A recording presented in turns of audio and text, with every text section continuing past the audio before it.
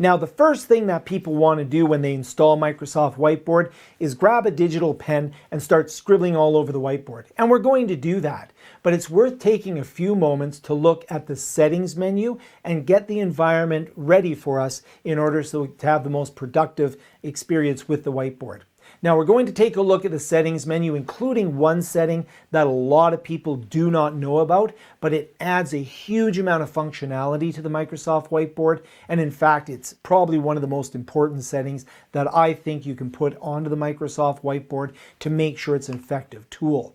Now, as we go into the settings, I'm going to show you the different settings, and then in some subsequent lessons, we're going to take a look at going into depth with some of these. But let's take a general overview of the settings here.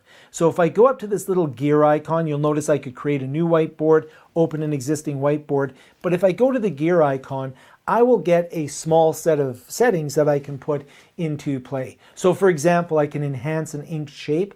That means if I draw a circle, it looks like a circle, triangle is a triangle, so on and so forth. I can get help on the Microsoft Whiteboard. I can send feedback about the Microsoft Whiteboard, and I can just get the general information of what version I'm running and such. But here's a critical setting. And a lot of people do not know about this setting, but now you're going to know about it. It's going to be amazing. We'll go into privacy and security. There is a setting here to enable optional connected experiences. This is going to really allow me to do some things with the whiteboard that generally are locked out by default, such as cutting and pasting into the whiteboard. Super useful. If you remember the lesson that we had on why the Microsoft Whiteboard is such a good tool for teaching, this is one of the things that we can enable to make it an even more effective tool. Now, it is possible that that will be grayed out for you, and you can't change that. If that's the case, then what's happened is your IT department has not enabled the optional connected experiences for your Microsoft 365 account. So you'll definitely want to contact them with a help request saying that you want optional connected experiences turned on so that you can use the Microsoft Whiteboard in order to cut and paste into the whiteboards. Now, we'll close this one down and we'll go into a whiteboard, and we'll have a settings menu here as well with a few more options. So again, we have the gear, and you can see that the enhanced ink shape toggle switch is there as well. And we also have something now called collaborative cursors. When we do the lesson where we're going to share the whiteboard and have multiple people working on the whiteboard at once, you'll see that by enabling the collaborative cursors, we're going to be able to see the icons of everybody who's participating in the whiteboard. So in my case, you can see my icon is a little bat symbol, so I will have that floating around as I move around the environment. If I don't put a symbol for my account, then it'll just be my initials, but I'll be able to see who's working on the whiteboard. That's in an upcoming lesson. Underneath authors, we can also toggle this on, and this is going to have attribution for objects created on the whiteboard. Again, in a shared environment where we're brainstorming and such, maybe we're not working synchronously, we're working asynchronously. So I'm doing something in one evening, you're doing something another evening, and we want to have one big whiteboard where we're brainstorming. That authorship will show up on the objects that we create. Again, something we're going to see when we do the collaboration lesson. We can also go in, and I'll skip this format background for a moment because it's very cool. We get the help, send feedback about whiteboard, and again, the privacy and security where I can enable the optional experiences. Now, you do not need to enable it again and again for every whiteboard. It's a global setting, so once you've enabled the connected experiences, it'll apply to all of your whiteboards. Let's take a look at the format background because it's a very useful feature. A great example is I've had people say to me, I want to teach a math class and I need a grid environment. There you go. You can just go ahead and put the gridded environment as your background. And this is great for drafting, for any type of mathematics, anything where you need to put things into a more precise location. If you want to have dots, which will also help act as guides, maybe for drawing and such, that's very useful. And you can even do like wide rule lines. So if you're doing handwriting and such, that can be very useful.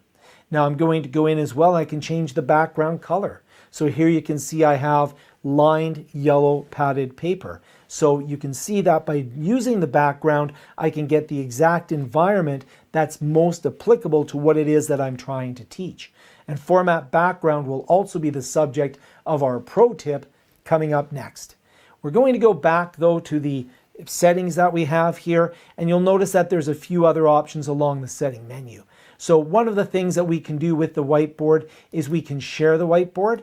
This is where I can invite others to come in and collaborate on the whiteboard. So when I go into the sharing menu, I can select people from my organization and invite them to come in and work on this whiteboard with me. So I could add people from the organization, put a message out to them, hey, come join me on this brainstorming whiteboard that we have, and I can copy the link and I can send that to them as well. We can also go into some settings here in terms of people that will be allowed to come in. So I can have people that are within my organization, people that have existing access if they're there, and people that I choose. So I can go in, I can also choose whether they can view the whiteboard or edit the whiteboard. This is another one of those settings that's really important, because if I want to collaborate, then I want them to be able to edit the whiteboard. If I just want them to see my work, then I want them to be able to view the whiteboard. So I can go in there and I could apply that setting, but in my case, I won't share it at the moment. We're going to do a whole section on sharing and collaboration. Speaking of sharing and collaboration, we have a follow me option. Now what the follow me option will do is any participants in the whiteboard are now going to follow me as I move around the canvas. I haven't shared it with anyone, so nobody is following me at the moment, but we'll see later on that as I move the whiteboard around, if others have joined in through Microsoft Teams or through a shared whiteboard, then they're going to see me as I move around. That's a very useful tool, and I can stop the follow as well. There's also a nice little timer here. So let's say, for example, I want to give 10 minutes for the class to do an activity or something. I can just start this timer. It'll start up, and then they're projected on the screen or on the computer if they're connected to the whiteboard. They'll see how long it is that they have to participate. I can pause that if I want to provide additional instructions, and I can go in and I can actually reset it to the 5-minute default if I like as well. So you can see that this settings menu is going to create the environment that I need in order to get the most out of Microsoft Whiteboard. I cannot emphasize enough how important it is to get that connected experience there, to really do a lot of the things that kind of make the Microsoft Whiteboard even more useful. If you cannot use the connected experiences and your IT department will not enable them, there are some workarounds and ways that we can work with it, but it does really enhance the experience by allowing us to do things like cut and paste. And I'll show you a lot of the collaboration in the collaboration lessons. Let's move on to the next lesson, which is a pro tip of something I can do with the settings menu, again, that a lot of people don't know about, but you're going to know about, and it's a real game changer.